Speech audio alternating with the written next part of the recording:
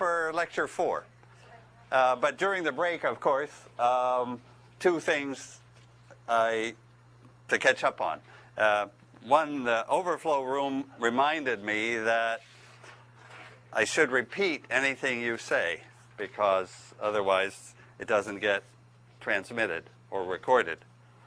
So, speaking now to the overflow room, you just have to ask the question louder for me to remember. Just remind me real loud that I should repeat everything. And the other thing that came up was that I should have drawn, the basic picture of that shows that the battery B is in, this is our edge here, that the battery B is in series with the resistor, and the current source is in parallel. So it's it's the battery. So the 3 parts of our equation, E equal B minus AU, was AU comes from the voltage differences all that way. B gives us the voltage difference across the battery. So E is the voltage drop across the resistor, and that's where Ohm's law operates. So that's a figure I'm glad to add in. Okay, so I'm coming back now to the 3rd major application, which is we have a system of equations. So here's the setup. We have a system of equations AU equal B, but no solution. So this is typically M equations, N parameters, N unknowns, N unknown parameters to describe the model, and M is bigger than N, and very often much bigger than N. So a problem to think about is fitting a straight line. I mean, that's the most basic example. This is going to lead us to least squares. And the most basic example of least squares is that we have some points that are close to a straight line but not really on it. And we're looking for the best line. So we're looking for this line, something like that, which has 2 parameters. So our line is like C plus dt.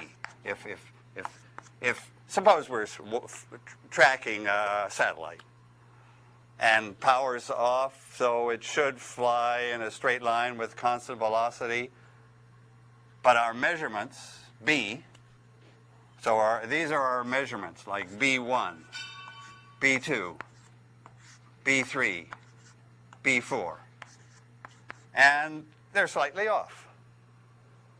So there's noise here. There's error in the measurement. Say error, E. Maybe I'll put a minus, call it minus E, so that E will then be B minus AU, and I'll get back to the sign convention that I had here. So this is measurement error. This is error from the fact that our equations are not perfect. If we had perfect measurements, then even though we had however many measurements, we could still find a solution. But in general, there's error here, and there won't be a solution. So the question is what to do. And in the first chapter of linear algebra, if you get a system of equations AU equal B, you do elimination, and you discover there is no solution, well, you give up. But I think we all understand that this is too important a problem to give up on. So we need to get the best solution. So we're looking for the best solution. So our framework will still start with a solution U. So here, let me draw our framework again just to see it. Our solution U, an error B minus AU, and then now we have, I don't know quite what takes the place right now of this matrix C. So here, and then what would we expect here? We'd expect we'll expect A transpose W is 0. Well, by expect, I mean I'm getting in the habit of seeing A transpose there. But of course, we have to see why. So these are our equations. These are going to be our equations for our problem. So what's our problem? Our problem is find the best, and I'll put it in quotes, the best U, the nearest we can come to solving this system. And I'll call it U hat. U hat will be the best one. Okay.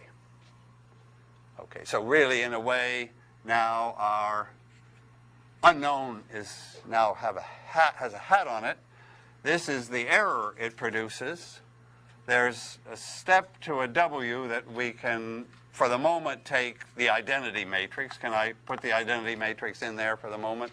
And then there should be a step here. But all that has to come naturally out of the problem. So focus on the problem. What's best? So I'd like to understand the problem from the point of view of minimizing the error. So the error is, so the idea is minimize. So one way to say best is minimize the error. E equals B minus AU. In other words, minimize what we miss by in the equations. We can't solve the equations exactly. We have errors. Our best line has an error, E4, and a little error, E3. I drew them too close to being a line for you to see the errors there. If I draw another example, I'll make it far from a straight line. So you can see there are 4 errors, E1, E2, E3, E4. Yeah, let me draw again. Can I just draw again now? So you see, this is how the problem typically looks. They almost look in a straight line, but now let me draw. It's enough to have maybe 3 points, because that's enough. That'll give us, so if I put in 3 points, say there, there, and there. Now I really have 6. I want to find the best straight line. And can you tell me which way it goes? It looks like maybe through here somehow, you think? Somehow that maybe is our best straight line. And then the errors are E1. That's error 1 in equation 1. This is error 2 in equation 2. Error 3 in equation 3. And what I want to do is minimize the error. And what do I mean by that? I mean, I'll minimize the total error. So let me put down what I'll actually minimize.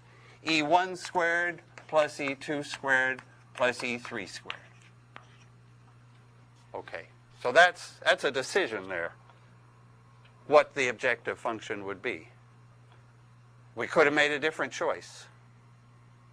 And so this will lead us to ordinary least squares.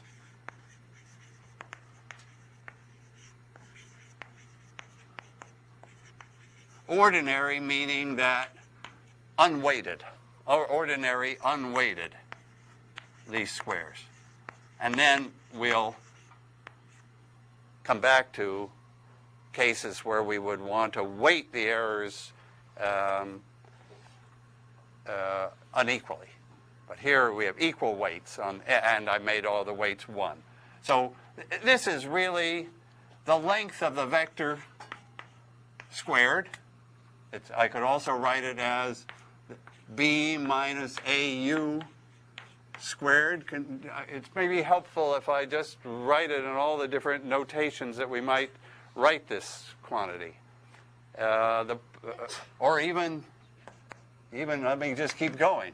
B minus AU transpose B minus AU. Everybody recognizes that when I take the row vector times the column vector, that'll produce just exactly E1 squared, E2 squared, and E3 squared, right? The row times the column will give E1 squared, E2 squared, and E3 squared. And now if I write this out a little more, I'm seeing U transpose AU, and B transpose AU, and U transpose A transpose B, and then a constant term, B transpose B, that doesn't worry us. Gosh, I never wrote the same quantity so many ways. But this final way, we see A transpose A appearing. So we're okay. Okay, so how do we minimize? How do I find the U hat that makes this error as small as possible? And again, just to repeat, we made a decision to decide on that quantity to minimize. The advantages of that decision are quite important. The quantity we've picked here is a pure quadratic, second degree. U transpose U appears. Second degree and first degree and constant. But no cubic terms, no other stuff. And when we minimize a quadratic, what kind of equations do we get? Linear. That's one good reason why this is such an important choice. That when we minimize this thing, we'll end up with linear equations, because derivatives of quadratics are linear. We could introduce some weighting. Eventually,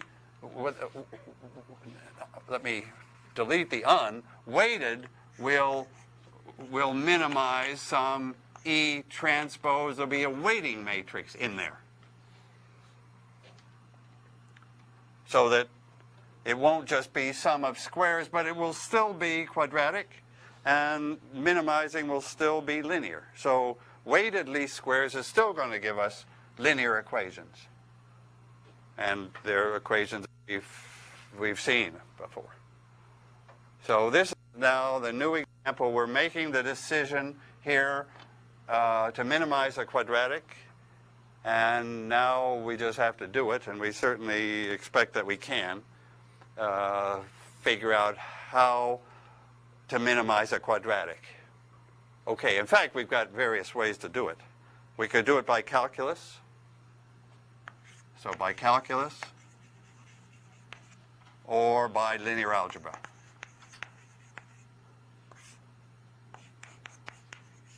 Well, you know which is my favorite, probably.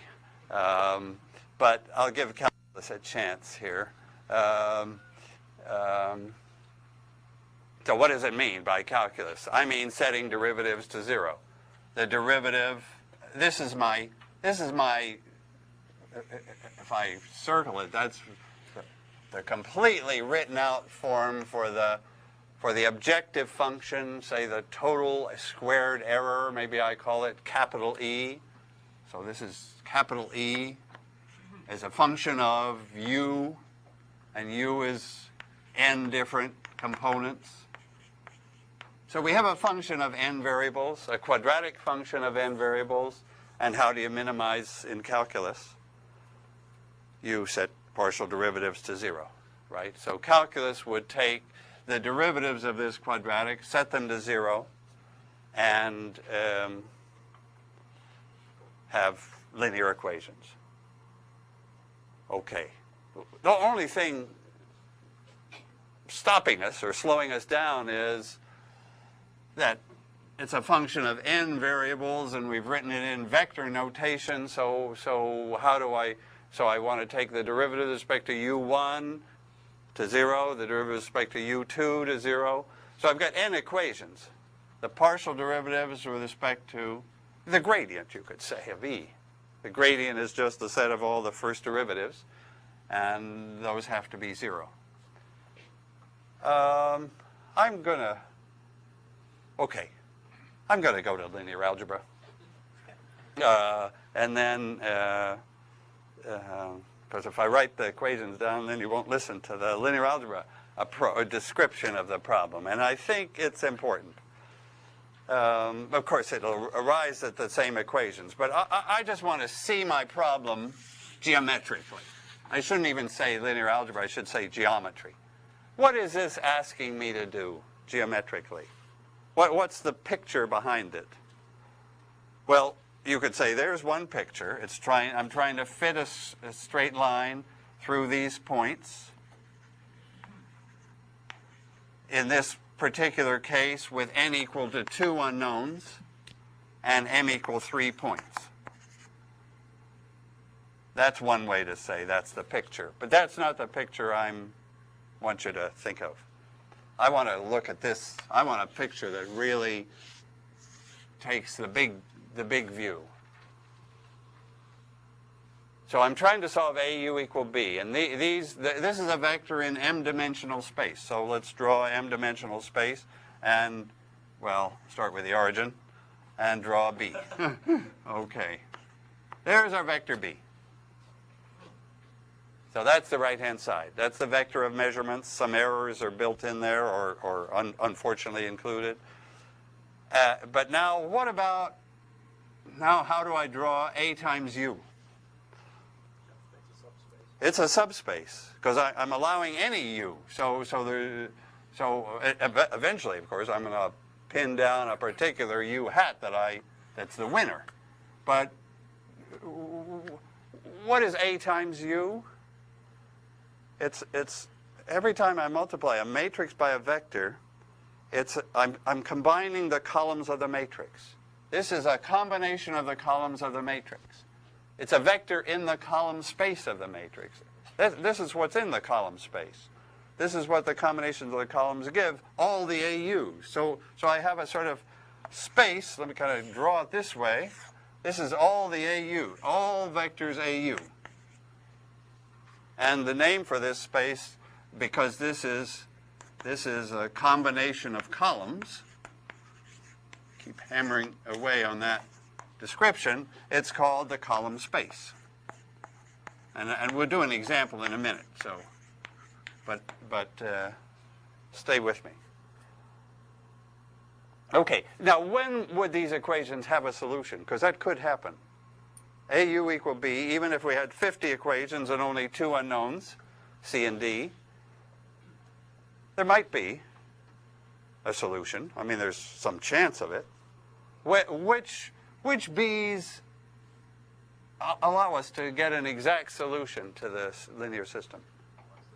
If they're in the column space. The B's in the column space are the vectors that are combinations of the columns that are perfect AUs. And so, for example, in the column space, of course, lies column 1, whatever that might have been. Column 1 of my matrix. And also column 2 of my matrix, or up to n columns, however many there are. So the columns of the matrix are in the column space. The combination, what is the space then? It's all combinations of these guys. Yeah, and the vector B could happen to be in the space, but the chances are against it. Because this is only an n-dimensional subspace, and the big space where B is, that I'm drawing here, is Rm. So this is m-dimensional space that this picture is lying in, and this is an n-dimensional column space, because there were only n columns, and the combinations of those will only give us an n-dimensional subspace. Do you see? Why do I like this picture? And then I'll do an example, so I'll follow through on this example. Yeah, let me follow through on this example right now. So we have actual values B1, B2, and B3. Those are our actual measurements. Well, let's even give them numbers. Let's suppose that's the point 1, 1. That looks like about 1, 1. And there's a point that looks like about the next measurement, the next point is, let's say, 2, 1. And the next, well, shall I make that 3, 1 maybe? Say, does that your eyes say, well, maybe it's 3 steps over? And this guy is 4, what shall that point be? 4, 3? 4, 3? Okay. So I've got 3 points. 1, 1, 3, 1, and 4, 3. Do they lie on a line? Probably not. But I don't rule out that possibility, but it doesn't look likely. Okay. Now, so what are my 3 equations that I won't be able to solve? The 3 equations will be, put a line through those 3 points. So my 3 equations will be that this line should go through all 3 points. And probably I won't be able to do it. Okay, so can I write those 3 equations down? To go through that first point, this is the t-axis. So t is 1, and the height is 1. So the first equation would be c plus 1 times d equals 1. That would be my first equation. Let me write all 3 equations, then you'll see the pattern. Second equation would be, when t is 3, I would also like to get the height 1. Oh, for sure, there's no straight line through these things, right? Because I'm sorry, I shouldn't even have been doubtful. These guys are that's horizontal, and that certainly doesn't go. Okay, so the second equation was at t equals 3, I also want to get the height 1. So c plus 3d. T is 3 now. I also want the height 1. But then at the same time, when t is 4, I want to get the height to be 3. Okay. That's my A, U equal B. This is my A. Let's pull it out here. A is the matrix is 1, 1, 1, 1, 3, 4. And U is the 2 unknowns CD. And B is the right side 1, 1, 3. Okay, that's the problem.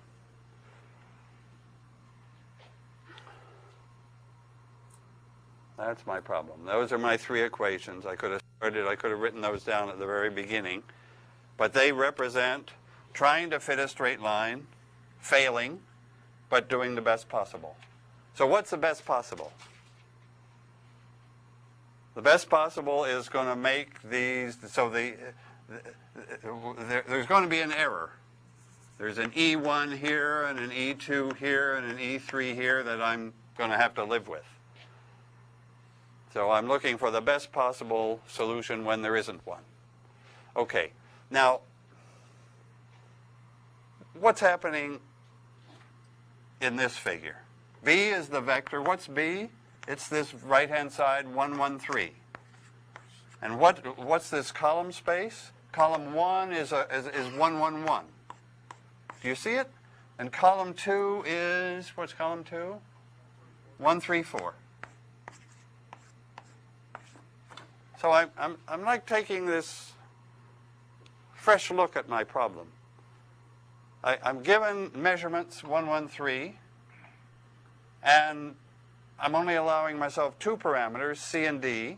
So I'm only allowing myself to combine 1, 1, 1, the first column, with 1, 3, 4, the second column. You can see how I'm producing combinations of 1, 1, 1 and 1, 3, 4, and I'm not going to reach B, 1, 1, 3.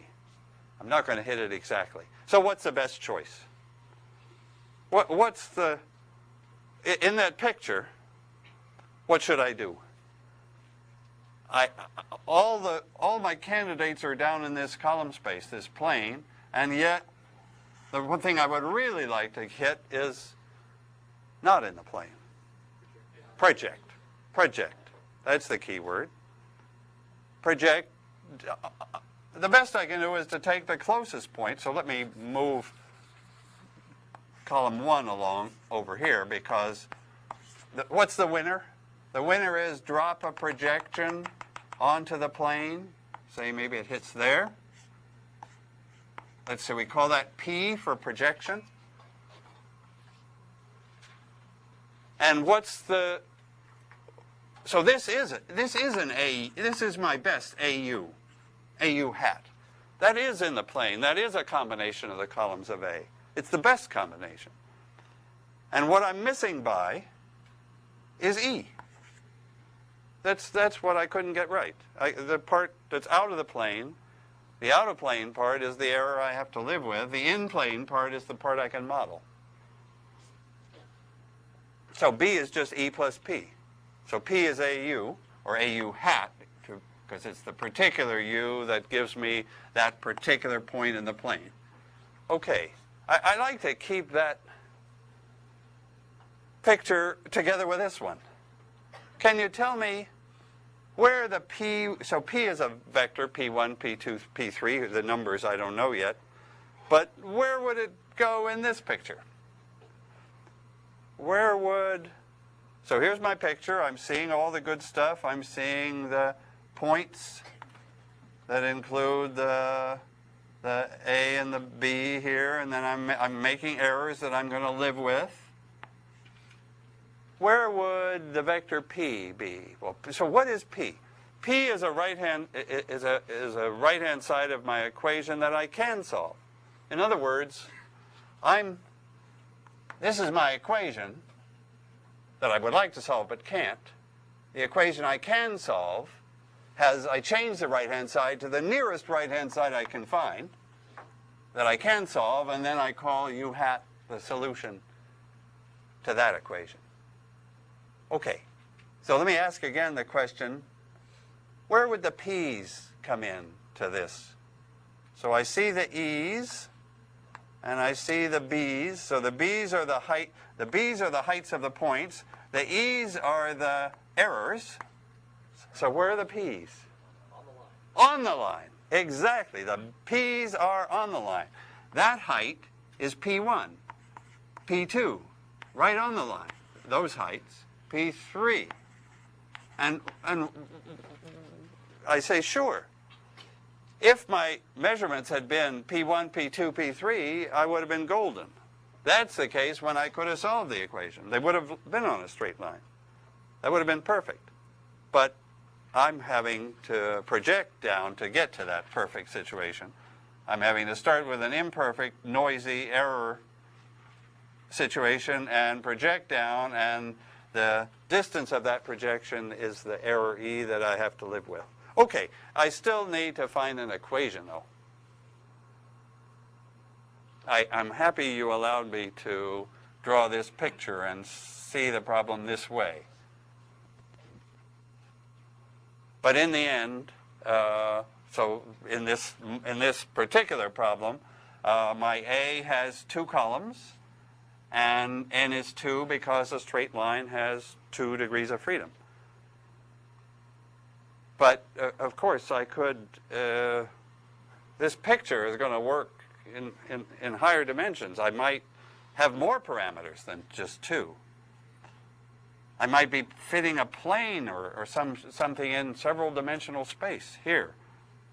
So I might, the M and N doesn't have to be 2. I don't have to only fit straight lines, but that's the example to start with. Okay. Okay, now I've got to get to the equation. Well, I could save time and just write it down. Well, or minimize this. E, yeah, okay. If I stay with this idea, that's the best way. Yeah, why don't we do it a thinking way here? So what's the rule? E has to be perpendicular to all the columns. Brilliant. That is exactly the key. The vector E has to be perpendicular to every column, because these columns are all in the plane, right? So can you write down, let me write down then the equations of the first column, column 1. Oh, how am I going to, well, how shall I, there's column 1. So column 1 is perpendicular to E.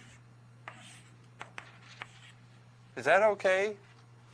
I never wrote it that way before, but and also column 2, the 1, 3, 4 column, is perpendicular to E.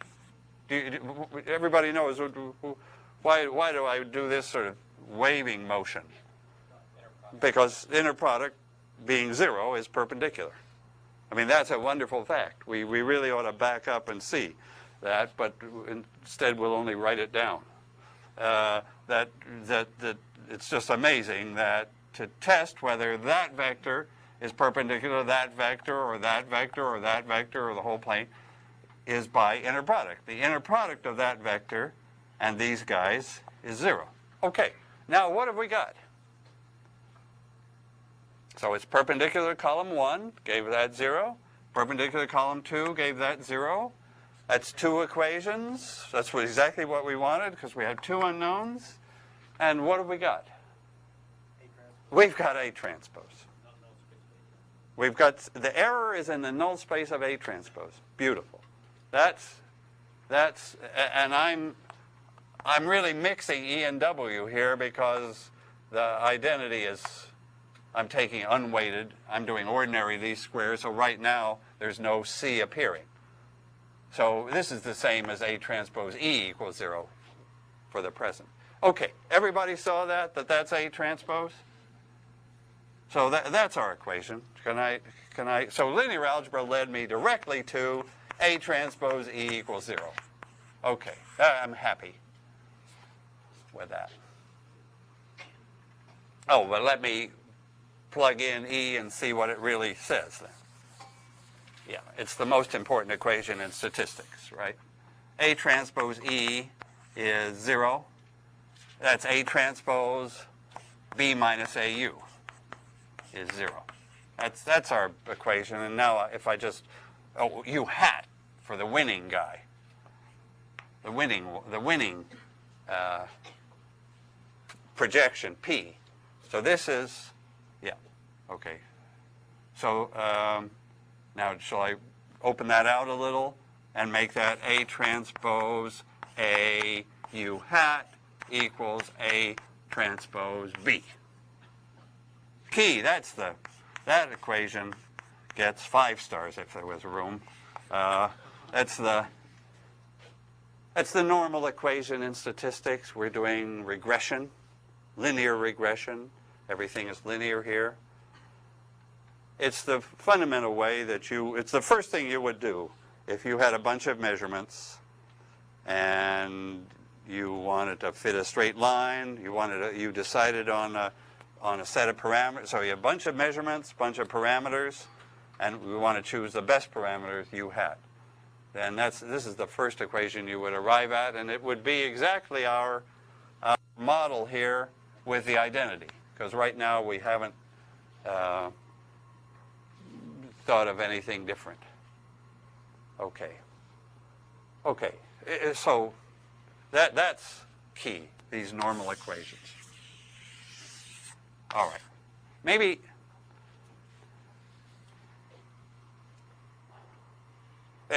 so just a moment or two on those normal equations. Do they have a solution?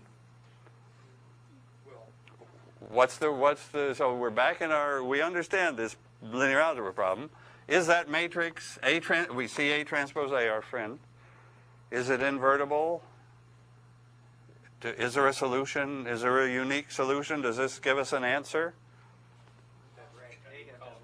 The columns of A have to be independent. Right. Right. And if we set up our problem suitably, they are. And are these, for this problem, did I get it okay? Those columns are certainly independent. When would I screw up? Well, if I gave a third column in that same plane, so that I now allow myself a third, a C and a D and an E, but foolish, because the projection didn't change, nothing changed. It's just I've now added a third column that was dependent on the others, and the U hat would not be well determined because many combinations of those 3 columns could give the projection.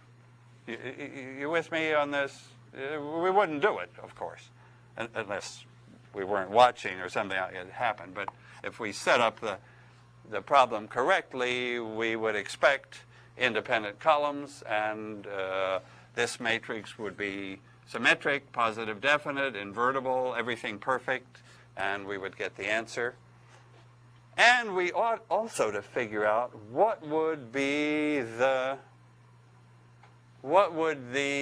this capital E come out to be.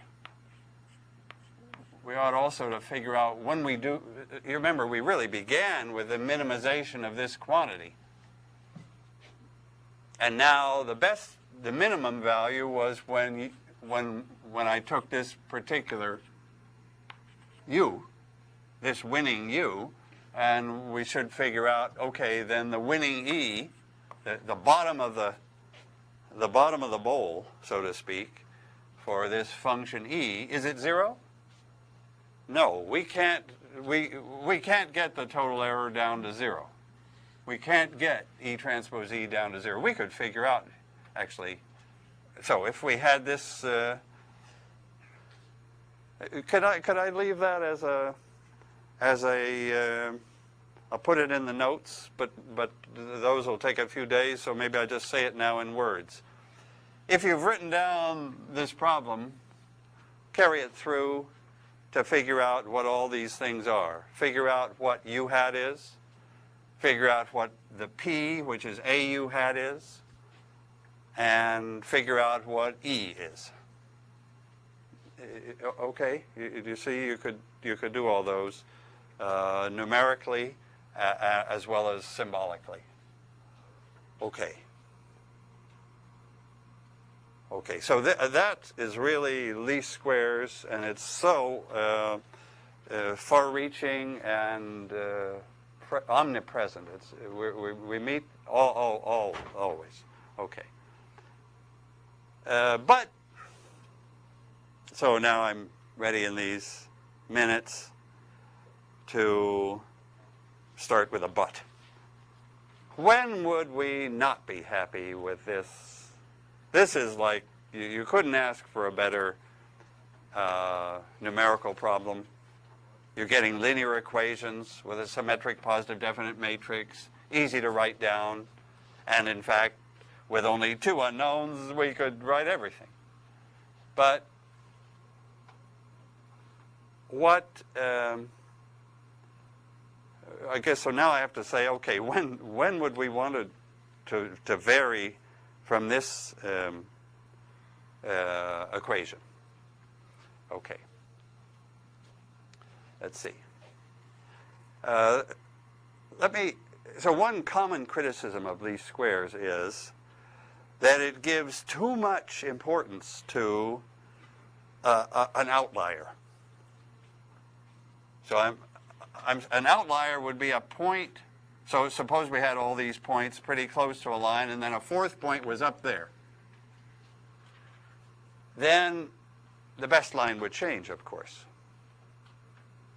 Here we found, or in the homework, find the best line through these, closest to these 3 points, the best line.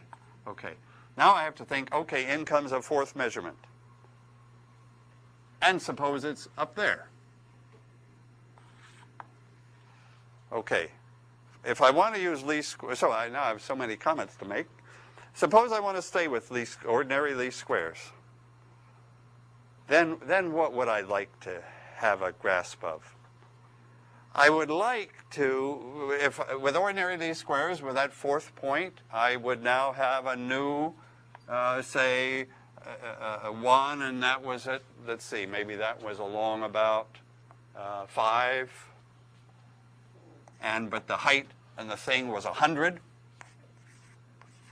That was a real outlier. Well, no problem. I would have a new matrix A now with 4 rows, and a new B with 4 components. My system would be the same. I'd find the best U, the best straight line. So two comments about that best straight line. One is, if I want to find it, I would like to find it recursively. If I've made a bunch of measurements and then in comes one more measurement, I certainly don't want to redo a whole lot of calculations. I would like to know what's the minimum update? How could I update U hat? How could I update C and D to take account of this one new measurement? So that's going to be a key topic, recursive least squares. Recursive meaning sort of update least squares, if you like. That's too much to tackle today, but it's highly important. And then we could even mention the Kalman filter, which is going to come in.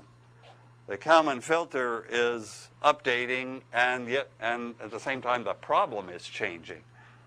The old problem isn't quite stable, but we'll get to Kalman filter. So there are those important, very important algorithmic questions of how do you incorporate new measurements without recomputing a whole lot of numbers that you already did. Okay, so that's then I was going to make that would be staying with least squares and updating it.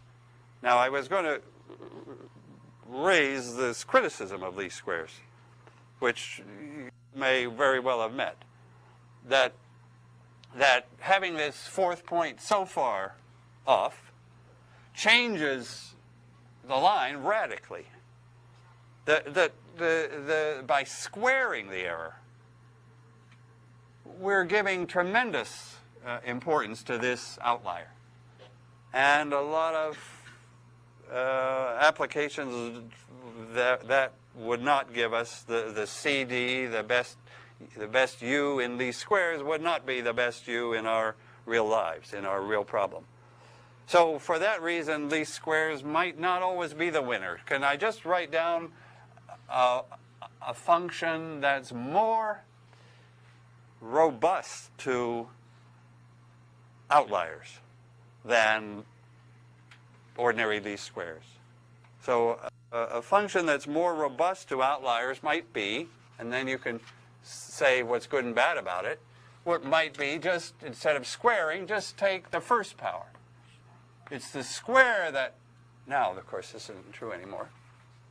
So there would be a different E to minimize. And it will, because we're just taking the first power, it would not overemphasize this outlier. So why don't we just do this all the time?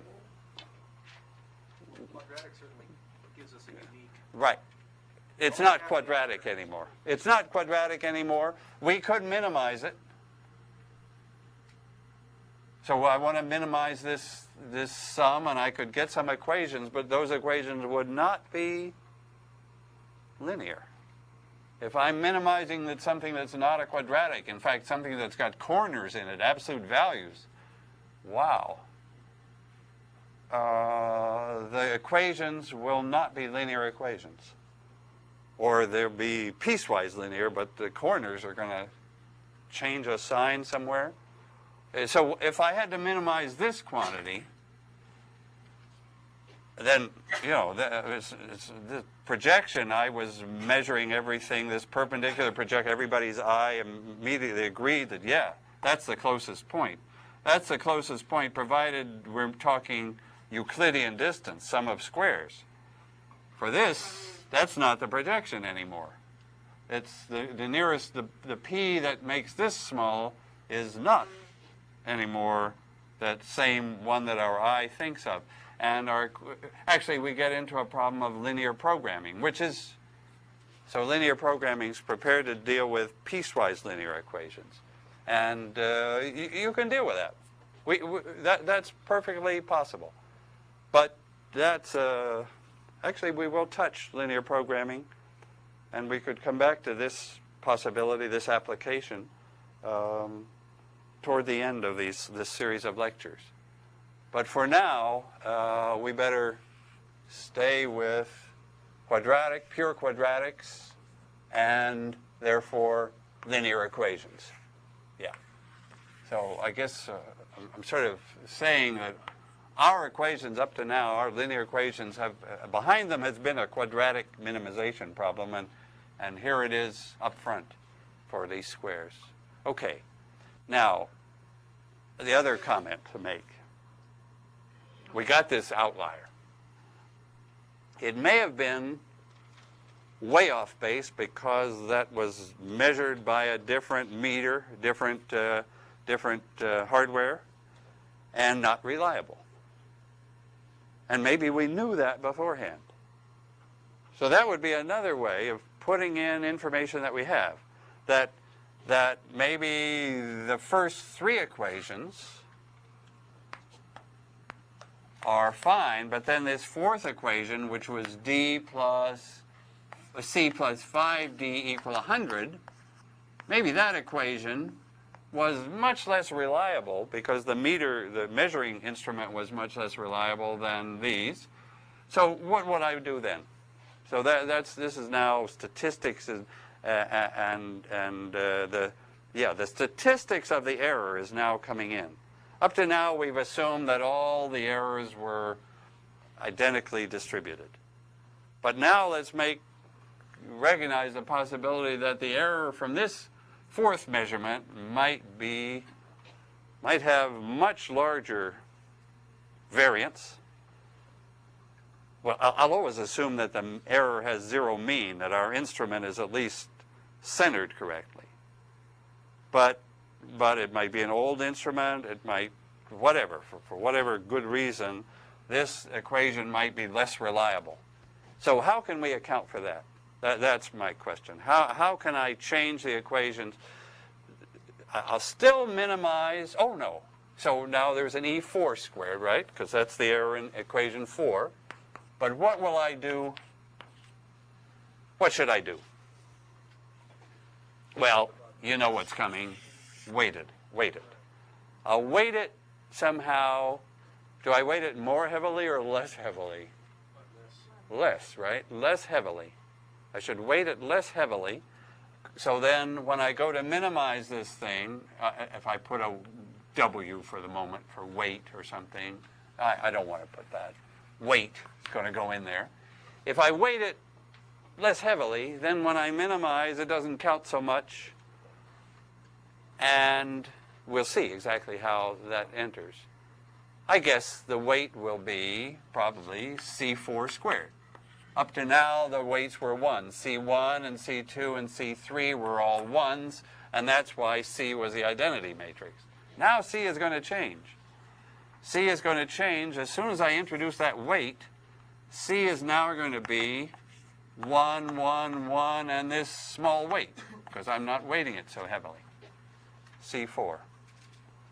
Okay, so that's, and now I can do the linear algebra, repeat the linear algebra with this weighting matrix coming in. And what happens if I just repeat the linear algebra? Let me just say, because you'll, the matrix C enters here. There's a C in our problem. There's a matrix that tells me the weights. And it enters here, and it enters here. And now I'm really ready to put 5 stars by that equation, because that's now these squares with weights, with a weighting matrix allowed. And you see that it's the same equation that we met in an hour ago in networks. It's the same equation without the F. So this is now the key equation with a C, but we have to decide on the C. Okay, so that's the remaining thing. What should we choose for C? What should this weight be? We know it should be smaller because the error tend to be bigger. This equation is less reliable. In other words, this equation is getting a weight of 1, and this equation is getting a weight of C4 small, because E4 tends to be big because the measurement was poor. Okay. Now notice, I want to emphasize that we have to decide on C4 without knowing that particular sample, the particular measurement of the particular satellite that we're tracking. The C4 is small because the instrument is poor. we have to know the statistics of these errors in advance, and that tells us what we should weight C4 by, not the particular samples 1, 1, 3, and 100. I mean, those are the numbers in the experiment, but we had to choose C4 before that. And what are we allowed to know about C4? We're allowed to know that it's coming from a poor instrument, that the errors from that instrument have a higher variance. So I'm now using that word variance. The errors in this fourth equation, which we expect errors, and the variance, if we took many, many samples, the variance in those errors would be larger. And then what's the right C4? The right C4 is 1 over the variance. You see that goes the right direction anyway. The good C4 is 1 over sigma 4 squared. That's the good,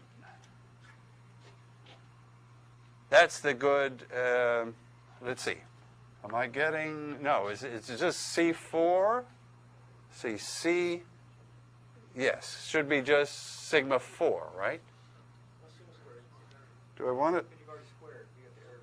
I've got the error squared, right, that's right, thanks, yes, I've got the errors squared, right. Can you see the difference there? This was an E, let me complete that E. So, I'm going to, sigma is a variance. Sigma squared is a variance. God, sigma squared is a variance. Yes. Sigma squared is a variance. Right.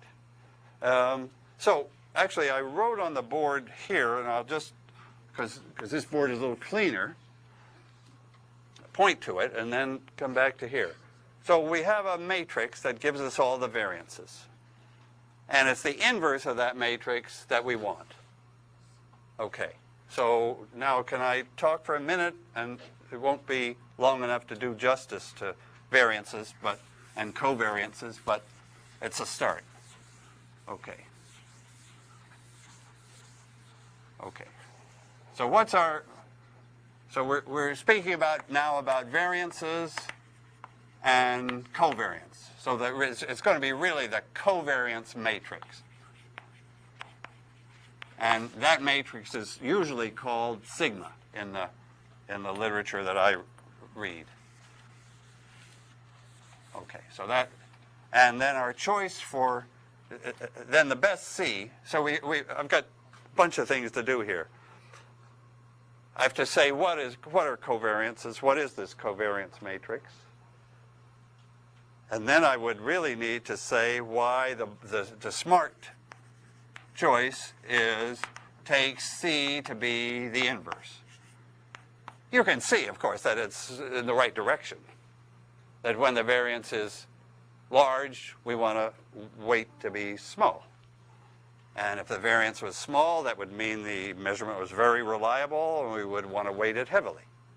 So this is the best, this is called the best, by smart I really mean the best linear unbiased estimate. B-L-U-E, it's sometimes written in, somebody noticed that made a word and in the textbook, maybe I could refer to I should have said where this material is in the applied math book. So in the applied math book, way back in section 1.4 is the ordinary least squares. This is the ordinary least squares is section 1.4. And then weighted least squares, and the reason for this weight we'll find later on in section 2.6. So section 1.4 for what we've done till now, section 2.6 for what we're now doing. Why should we choose this as the, but isn't it beautiful? I mean, that the appropriate weighting matrix in our framework is exactly the inverse of this covariance matrix. So now I just have to say, what's the covariance matrix? Sigma. So now I'm talking about sigma. So sigma is a matrix, and what's in it? Up here is sigma 1 squared, which was 1 in our model. On the diagonal are the variances of the sigma 4 squared. Okay, so what's variance? Maybe now we have to remember the main facts of statistics, right? Hooke's law, Ohm's law, all those guys are gone. Now it's a statistical. The constitutive laws come from statistics now, and this will be a sigma 1 2 and a sigma 2 1, which will equal sigma 1 2. The matrix will be symmetric. It'll agree with sigma transpose, fortunately. So, and very often, well, let's just, since you know some of this, let me say a little bit in words. When would sigma 1 2 be 0? Because that's certainly, we've been very happy to see diagonal matrices. When would our matrix be diagonal? When they're uncorrelated. Uncorrelated. We're just using these words without writing down the math here. But sigma, these off-diagonal sigma ij's tell us correlations of measurement I with measurement j. So that if somehow the two meters were hooked together in some way, or we used the same meter in arriving at several of these things, then the errors, if the errors were correlated, we would have to reflect that fact. Okay, now what is sigma 1 squared? Can you just remind me of that?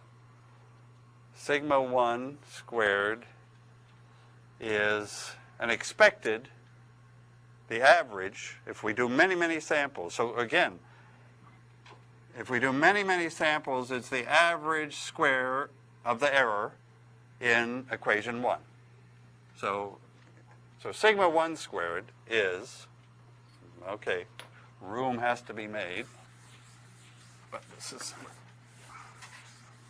okay. Sigma 1 squared is what? It's the expected value of the first error squared. And we've assumed here, I've subtracted off the mean value, but you didn't see it because I've assumed throughout that the expected value, the mean error, the expected value of each error is 0, right? So 0 mean. Some of you see this every day, more than I. Okay, 0 mean, we're assuming, so that I've subtracted off the mean, but that was 0. Then this is the average value, the expected value of the first error squared. And of course, sigma 2 will be the expected value of the second error squared. And what is sigma 1 2? What is sigma 1 2 then? It's the expected value of E1 times E2. E1 times E2. And if they're totally uncorrelated, then if I knew E1, E2 could just as well have a plus sign as a minus sign. So when I average over all samples, I get 0. So this is 0 if they're uncorrelated, because there's no, if I know E1, I don't know anything about E2. But if they're positively correlated, then when I know the first error, I know, I have an idea, I know the second error tends to be in the same direction, and I get a positive number. If they're negatively correlated, I get a negative number. Now I have to ask you about this matrix. Oh, I recognize we have to put this in matrix notation. What is the whole covariance matrix? We got it entry by entry here. We got the diagonal are the variances, the off diagonal are the covariances. Now put the whole thing together in a matrix equals a matrix form. It's the expected value of, what goes in here? E transpose, right. E transpose. Got to deal with that shorthand, I think, because in the end, it's straightforward. So what is E? E is that column vector of errors. E transpose is a row vector of errors. What happens when I multiply a column times a row? What do I get then? If I multiply a column by a row, I get a matrix, right? So I take the column E1, E2, E3, E4 times the row E1, E2, E3, E4. And you see that the net result is a 4 by 4 matrix. And what's the 1, 1 entry? E1 squared, right? And what's the 1, 2 entry in this product of that? I mean, it's a perfectly legitimate operation. It's 4 by 1 multiplying 1 by 4 and producing 4 by 4. And what does it produce in that 1, 2 position? It produces E1 times E2, doesn't it? And now we take the expected value of this, and I can come back to what that means, the average over all samples. So it's the expected value of this that produces sigma. And then I've circled sigma inverse here. Because sigma inverse, I see that there's the inverse, because that's the right choice for C. Okay. So I guess I'm making these definitions and looking to see what they mean. I haven't identified the precise reason. I mean, we can see that roughly large sigma should mean small c, so we like to have that inverse there. But the fact that it's just exactly the inverse matrix is fantastic. Okay, and I was going to say one more thing about that matrix. Or even about this matrix here, this E transpose matrix. Tell me the properties of that matrix. I never let the lecture end without saying, okay, what are the properties of these matrices? If I take a matrix like E transpose, just tell me some interesting stuff. So we had, let me take an E to be, say, 4, 2, 1. Transpose it, 4, 2, 1. Do the multiplication. What do I get for that? It'll be 3 by 3, 16, 8, 4, 8, 4, 2, 4, 2, 1, right? Okay. What kind of a matrix have I got? E transpose there. Symmetric for sure. Positive. Okay. Is it positive definite? That's the key question. Each row is a combination of other rows. So what's the rank of that matrix? Only one. What's its column space? If I took the combinations of the columns of those 3 columns, when I'm in 3 dimensions, what would I have if I take any combination of those 3 columns? Could I be anywhere? Or on a line. The column space is only one-dimensional. Because 1 is the rank. Because 1 is the number of independent columns. Because 1 is the number of independent columns there. You see? Okay. So, right. So this is a rank 1 matrix. Is it invertible? No. Right. As you said, each row is a multiple of the other rows. Those rows are very dependent. There's only rank 1 here. So it's not invertible. So can it be positive definite? Not quite. If it's not invertible, how can C be sigma inverse? Right. Exactly. Good. All right. Let me just finish this thought. But no, and I have to repeat to the other the people. The question was, could this be our matrix sigma? I hope not. As you say, if that's sigma, we're in trouble because that's not invertible. So all right, first of all, let's take this matrix and then And then, okay, so that matrix is symmetric, and it's not positive definite, right? Because it's not invertible, but what is it? It's semi-definite. It's trying, you could say.